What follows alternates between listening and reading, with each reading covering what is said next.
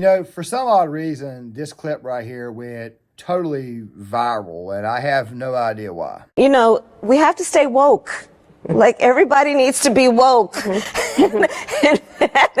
you can talk about if you're the wokest or woker, but just stay more woke than less woke. Yeah.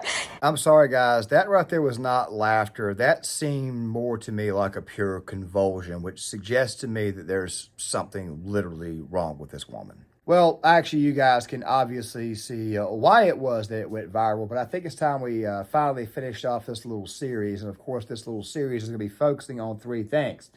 The prosecutorial record, exactly what's behind said prosecutorial record of Kamala Harris. And what I mean by prosecutorial record is why it is that she has this major propensity to go after black men in particular. It's probably one of the biggest reasons why it is that she's hurting with black men, but there's also the professionalism factor. And of course, this also involves her word salads, especially given the fact that yesterday, Kamala Crash was trending. And of course, that right there could be a separate video altogether. And I'm pretty sure that I'll cover some of that in tomorrow's video, but I've also got some updates at the very end of this video. So make sure you guys stick around for that bit.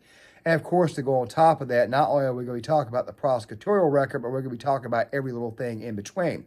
I'm going to try to boil this down, trying to make it as concise as possible. Man, make sure you guys stick around for the full bit, and let's go ahead and get into it. In the B-roll footage that you guys are seeing now, you are seeing, once again, another word salad from Kamala Harris. Now, there's something that needs to be said before we get started on this. These word salads, many people have speculated that what's really going on with Kamala Harris is that she's already showing signs of dementia at 60 years old. And of course, we talked about this a little bit in the first video. I don't think we need to rehash this. Of course, that was on Friday when I talked about this and used some of the Judge Joe Brown interview from The Art of the Dialogue. And of course, there's also another interview that came out with Umar Johnson that I found kind of fascinating. But I found it fascinating not because of what he said being correct, but how much he said that was absolutely inaccurate, but will probably... We may touch that a little bit later on down the road, but of course, I'll try to link it in the description box for you guys or a certain clip, because I do think there was one thing that he did say in particular that was 100% accurate. Now, what he said in that video is not too different than what you guys are going to see in this video here, especially when it comes to talking about this woman's prosecutorial record and her professionalism or lack of professionalism. But the thing is this right here. One of the prevailing fears amongst people like Umar Johnson is that the real reason why Kamala Harris is being selected is so that way they can rig her in as president. And of course, that right there will come back up here in this video too, because Roger Stone is obviously going to be featured, or at least something Roger Stone said, because he commented on the exact same thing. Of course, I talked about him before. And the belief is that they're going to try to rig her in so that way she could try to get another crime bill passed, or at least that's what I got. And what I mean by the crime bill passed, I'm talking about the same type of crime bill that was passed in 1994, which with Joe Biden at the forefront, coincidentally the current president of the United States. And of course, that was signed into law by Bill Clinton, including AR-15 ban, and it also locked up pretty much an entire generation of young black men. One of the ways that you would do this is that you would try to, how do I say this? You would try to lock said person up on charges that have not officially been aired out or officially cleaned out. Harris has got this thing, by the way, when it comes to pot smoking and locking people up for, smoking pot, yet she claims to have smoked pot at one point in time. I'm not going to give you guys my personal feelings, but if you guys remember the debate moment that absolutely ended her career, let me replay it. I want to bring the conversation back to the broken criminal justice system that is disproportionately negatively impacting black and brown people all across this country today. Now, Senator Harris says she's proud of her record as a prosecutor and that she'll be a prosecutor president, but I'm deeply concerned about this record. There are too many examples to cite, but she put over 1,500 people in jail for marijuana violations and then laughed about it when she was asked if she ever smoked marijuana. She blocked evidence. That would have freed an innocent man from death row until the courts forced her to do so. She kept people in prison beyond their sentences to use them as cheap labor for the state of California. And she fought to keep cash bail system in place that impacts poor people in the worst kind of way. Thank you, Congresswoman. Senator Harris, your response. There's also this little bit that went viral back in 2019. Then it went viral again in 2020 on how it is that Kamala Harris finds it to be a good idea to lock up parents if their kids don't go to school. It's tantamount to a crime. So I decided I was going to start prosecuting parents for truancy. Well, this was a little controversial in San Francisco. And frankly, my staff went bananas. Now, really quick, the Tulsi Gabbard portion where she completely annihilated Kamala during the debate, that will be coming back up because I do want you guys to see exactly how it was that Kamala Harris answered the question.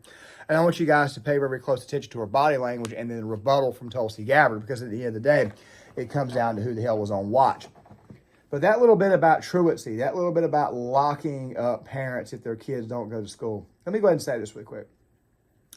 I don't have children, so therefore I can't really comment on what parents do, or at least none that I know of as far as kids are concerned. I always throw that in there. I have no idea why. I probably shouldn't. Still, the point is this right here. Locking up the parents for kids not going to school or missing class, that right there is a little bit too authoritarian if you ask me. Especially given the fact that most of these parents turned out to be people who were just simply dropping their kids off of school and then going to work right afterwards, and they wouldn't get a phone call till 2 or 3 days later saying your son was not at school. Putting the parents in jail, fining them, giving them a criminal record, that goes a little bit too far. Now, when it comes to the topic of pot, about marijuana is this right here. I don't care what you do in your personal time as long as you're not doing it at work and you're not operating heavy machinery while high. If you have a prescription for it, you have a prescription for it. But I don't think that you should be going to prison for small amounts of marijuana like it was that Kamala Harris has bragged over the years about arresting people for when it comes to marijuana violations.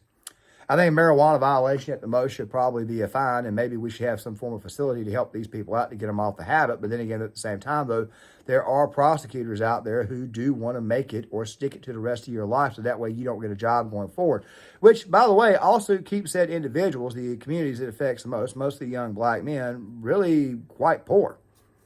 Truth be told about the United States is that this country right here is about, how do I say, opportunity.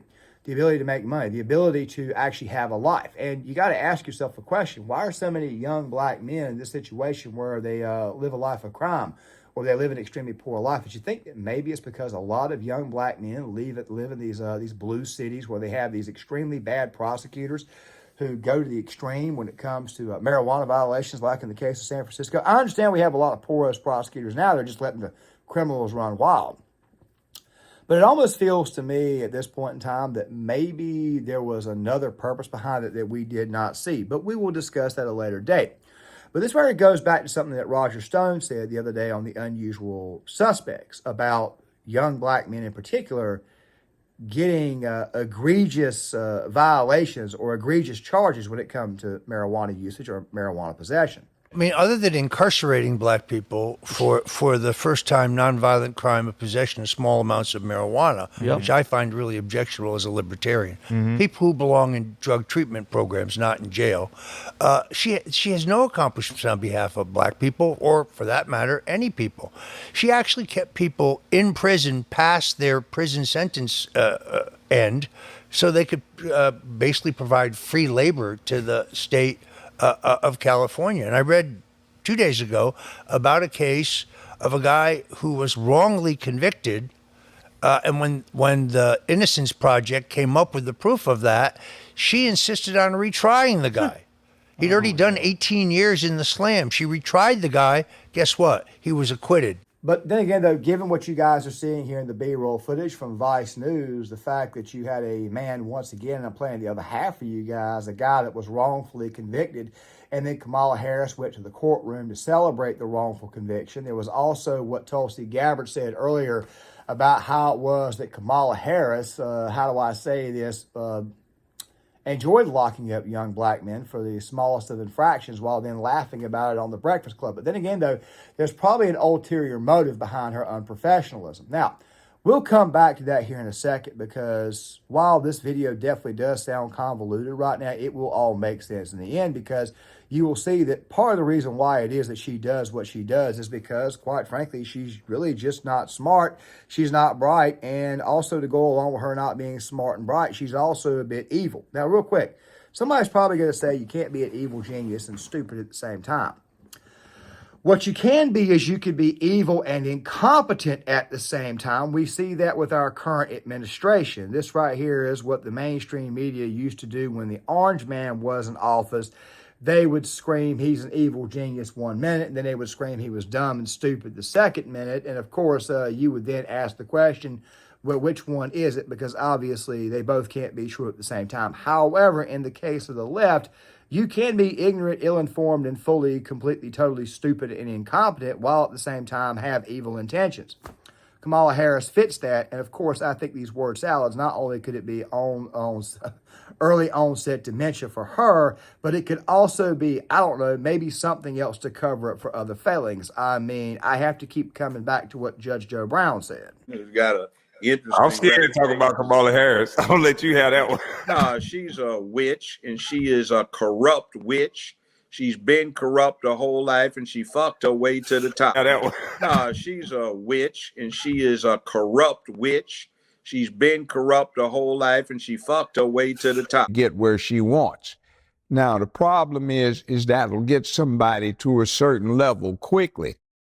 But you can't get past that level if you don't have competence and talent.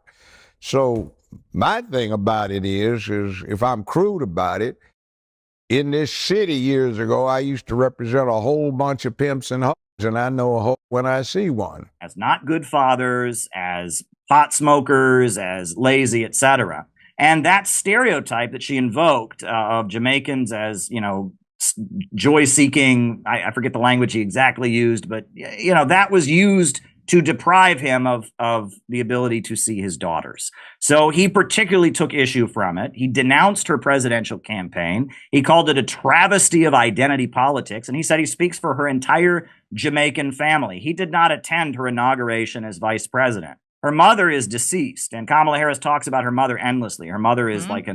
Now, before you hear me say that Kamala Harris is not a bad-looking woman or anything like that, I just want you guys to know something. If you pay very close attention to what you guys are seeing here in the B-roll footage, you can kind of sort of see the age on her. And then going back to the previous clip with that little convulsion that she had, it makes the first video that I released on this little series make a lot more sense, that maybe there is something like early onset dementia. And of course, to go on top of that, the only thing she has to offer anybody like, say, Putin or whoever is really just the fact that she's an old hoe. But still, even they've already got something there that is much, much younger than them, that they have mistresses or whatnot. I'm just simply saying that this woman doesn't really have anything to offer, at least when it comes to foreign policy, and she'd probably get ran all over because they're just not going to take her serious. Now, I'm going to split off and talk about this just for a very, very quick second, because I think it will also help us better understand exactly what the point behind Kamala Harris is a constant persecution of young black men is. You see, Kamala Harris has got this thing, and of course this thing is her face. She's not completely unattractive. You guys are seeing this thing right here in the B-roll footage where she talked to her alum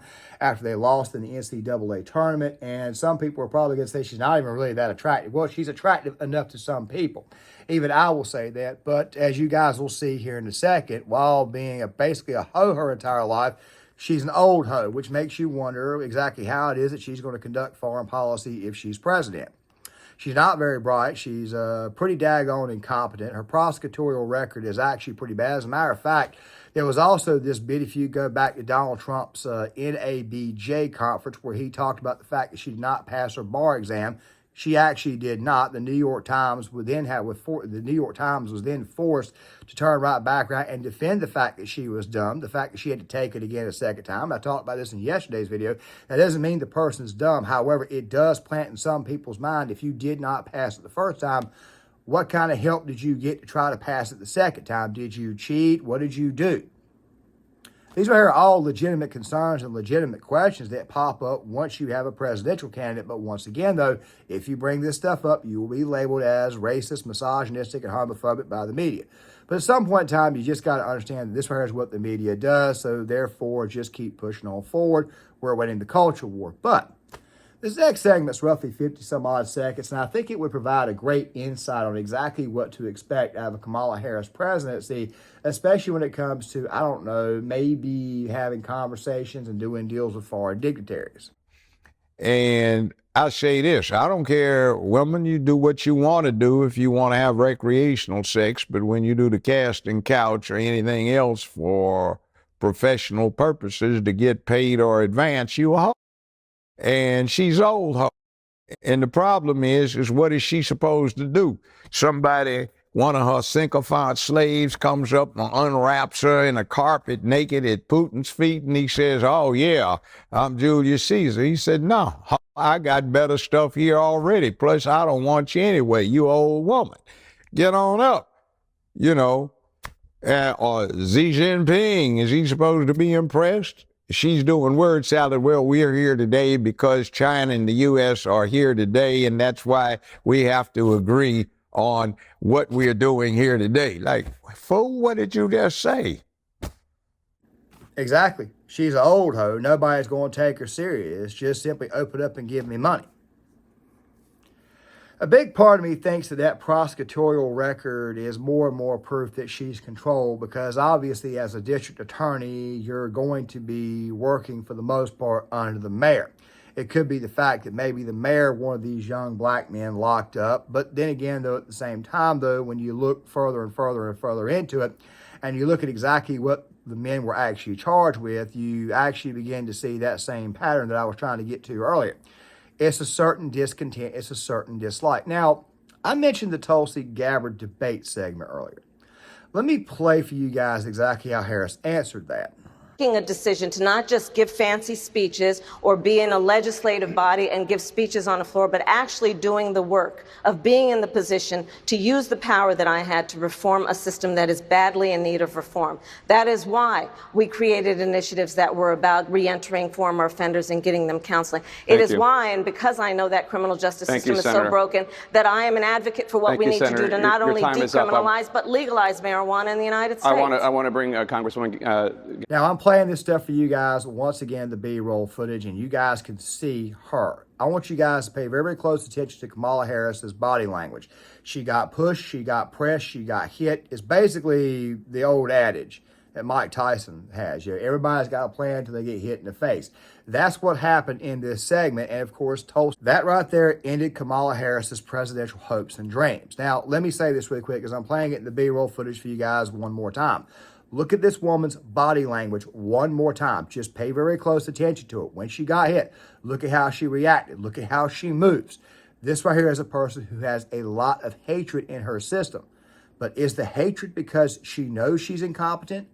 Or is the hatred because, how do I say, she just has a natural hatred for everyone around her? You see, I think that there's something much, much deeper at the core of Kamala Harris and her actual, honest-to-God discontent. Now, with that right there being said, now we have to go back to another segment that I played before in previous videos, and that right there being from the Jimmy Dore show. And, of course, it goes back to the Charlamagne the God segment, where she basically bragged about smoking weed and listening to Tupac and Snoop Dogg, even though Tupac and Snoop Dogg were not musicians yet. But let's roll this. Right.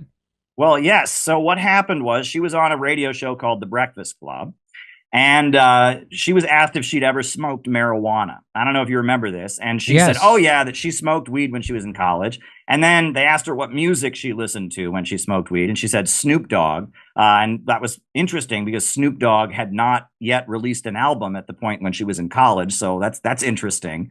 But regardless, she then said, half my family's from Jamaica. What do you think? And Donald Harris heard about this, and he didn't particularly care for it. And he published an essay called Reflections of a Jamaican Father.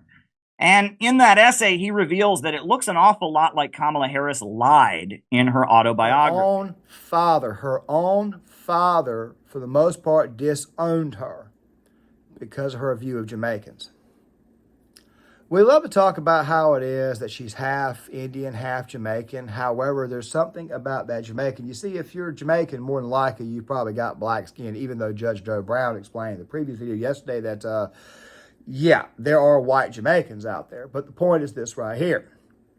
It seems to me that she's got this problem with young men, especially those of the black variety.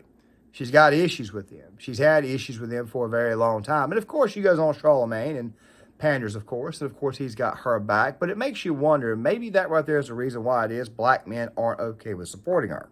And we all know that the black women nowadays that we're calling ratchet, not all, just most of the ones you see on social media act like they've got this issue with young black men. And of course, you see a lot of black men right now splitting off, leaving black women, going for white girls and Hispanic girls. It just makes you wonder with her prosecutorial record. It makes you wonder with everything you guys have just seen if this woman does not have a separate grudge or have a serious grudge with men of color. Which also makes you wonder if she has a serious grudge with anybody who's maybe Hispanic. I mean, she obviously didn't have a problem getting up with Imhoff. Don't get me started on him. By the way, Harris named Tim Walz as her vice president. I wanted to open up with this right here. Old white men, just people who, quite frankly, are just going to toe the far left line. The fact of the matter is that there's nothing genuine about this woman. Her entire career is nothing but flip-flops and a bad prosecutorial record that's full of nothing but unprofessionalism. It's also full of hiking up her skirt, as Judge Joe Brown said in the previous video, the art of the dialogue, which will be linked in the description box. The more and more you look into this woman, the more and more you see a pattern. And that pattern seems to suggest to me that this woman has a lot of hatred in her system. Guys, before we answer that question to end the video, I want to play this next part from the Jimmy Dore show, because this guy right here basically did pretty much an entire book on this woman's life and this woman's past. And he said something to me that I think makes it all make a lot more sense.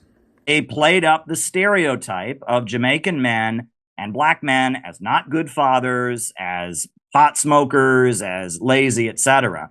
And that stereotype that she invoked of Jamaicans as, joy-seeking, I forget the language he exactly used, but, that was used to deprive him of the ability to see his daughters. So he particularly took issue from it. He denounced her presidential campaign. He called it a travesty of identity politics, and he said he speaks for her entire Jamaican family. He did not attend her inauguration as vice president. Her mother is deceased, and Kamala Harris talks about her mother endlessly. Her mother is like a reharkening of what I said before. This person's obviously got daddy issues, and that right there is the biggest reason why it is she hates men, especially young black men. You're probably thinking to yourself, well, wouldn't it be just Jamaican men that she hates? Wouldn't it be just Indian men that she hates? No, it's pretty much all men of color. She married a white man who was very, very passive, that right there being Douglas Imhoff. And, of course, Imhoff is a very, very effeminate male. I don't know how the hell he got 2 kids, but still, he's an extremely effeminate guy, and he's Jewish, too. I'm not saying that right there, by the way, to demean anybody who's Jewish. You guys know my credentials. I am pro-Israel. I do come more from that side of the aisle. The thing is this right here, though. This type of hatred for men tells me that if she is to ever become president, she's going to be focusing primarily on policies that are going to hurt men in the future, which means that she's going to be focusing more and more men on the emasculation of men, but in particular black men, which means that you might see more negative reactions in the future. And I would also suggest that she would also be focusing in primarily on Hispanic men. Is that whole ultra-feminism stuff. And of course, Kamala Harris is a person who's got a lot more hatred and a lot more discontent towards one side of the aisle, that right there being mostly anybody who has something between their legs outside of a vagina. She would very, very much be into this trans type stuff that you guys have been seeing here recently that is degrading our society and degrading our classrooms and the agenda that's being pitched on the kids. However, that right there does lead me to one more thing to end this video, and it's something that we talked about before in a previous video on what probably ends up happening to her. I personally think that what the hell is going to happen is that they're going to try to install her, because these people really and truly are that unhinged, and they'll try to make her the 47th president. Well, why in the world would they do this? Well, Jamie Raskin, Democrat representative out of Maryland, he was basically caught yesterday saying that they weren't going to certify the election should Trump win, which in a lot of ways is an admission that they know that Trump is going to win. People in Congress, people in the government, they already know the inside. They can see the numbers. They can see that Kamala Harris has no chance of winning, as much as they try to fudge the polls. He knows this. So this right here is basically an admission that they're going to lose. So what do you think is going to happen? Well, what they'll probably do is sometime after the election is done, when Trump wins, they'll probably try to do just like Maduro does, claim victory even though he probably lost, and then turn right back around, and they'll probably pull their version of 6-1, which I got to say it like that because of the algorithm. He wins the election. They refuse to certify. They try to get a 12th Amendment vote. It more than likely fails. And then Democrats bitch and bellyache. Him and Ha don't want to be a part of the United States. This is our president. We already installed her. We installed her after Biden resigned or Biden kicked the bucket, which I'm still predicting that Jimmy Carter will eulogize him instead of Biden eulogizing Jimmy Carter, because Jimmy Carter, believe it or not, is actually more lucid than Biden, even though he's a lot older. But you will see them try to install her. So go ahead and expect the unprofessionalism to continue. And yes, as you guys can see, as I've laid out for you, she has a pattern of going after men of color, and men of color in particular, because she has hatred for that. But what happens to her afterwards? Well, she'll probably become irrelevant and absolutely nothing special. Now, there is one more thing, and I know I keep on saying one more thing, and of course, it's just some updates. Won't take long. This month is going to be kind of a wonky month once again. I'm going to try to get videos out as much as I can. I'm right now down to one video a day, at least for Monday and Tuesdays. All I could get out. Tomorrow will probably only be one day. It's not because it's a slow news cycle or anything like that. It's because they went ahead and set the date for my next surgery. So come the 1st of September, you guys will see me once again with another one of those very, very big, large bandages, and you guys will hear me talk about it again right here on my neck. It'll be more towards the front. But of course, it'll be gone for a few days. But I do have surgery number 2 coming. I did want to give you guys a bit of an update on that. With that right there being said, please tell me what you think in the comment section. I would love to hear what you guys have got to say. Please hit the like button, subscribe, share the video, sign off in the comment section.